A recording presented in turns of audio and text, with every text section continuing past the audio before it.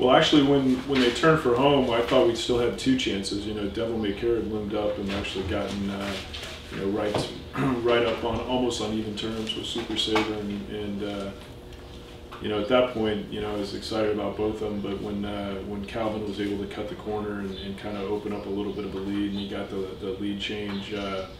You know, at the 8th pole, I started to get really excited and thought there was a chance. But you know, in those type of races, you know, it's a very long stretch, and you know, horses are going to start to get tired, and some closers are going to. So I was trying to keep my emotions in check for as long as possible, and kind of keep surveying the field, and you know, hoping that no one was coming. But you know, inside the last 16th of a mile, I mean, it looked like we were going to get there. Setting encounters. No, I mean, I think.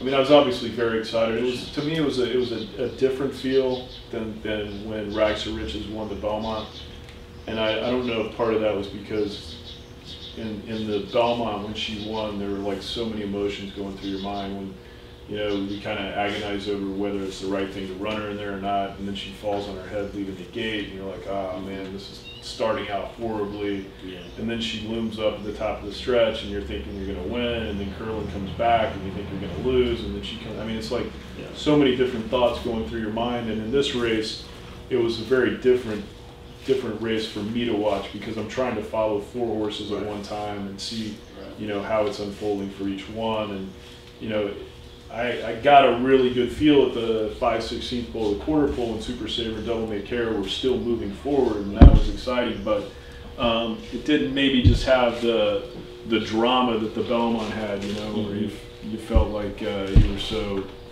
involved in the last 16th of a mile, you know, where you're on pins and needles. But because you don't often do the 2-week turnaround, how do you adjust what you want to do? I mean, I think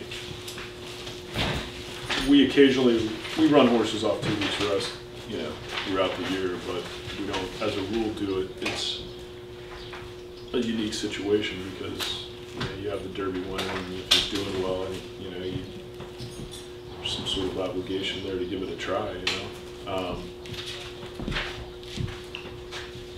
What I like so far is that his appetite and energy level have been very good, and you know, that's kind of your first indication that obviously the Derby's a demanding race, but it doesn't appear that it knocked him out. You know, I mean, he was bright and alert. He was, you know, the whole next day he was into his hay rack and out in front of the stall, ears forward, and, you know, walked enthusiastically. And so, I mean, sometimes you'll see a horse after a race like that, they'll spend the next 3 days laying down. You know, and that hasn't been the case with him. So it's encouraging, but you know, it's a concern that, you know, he needs to go back over there in 14 days and produce another top effort. So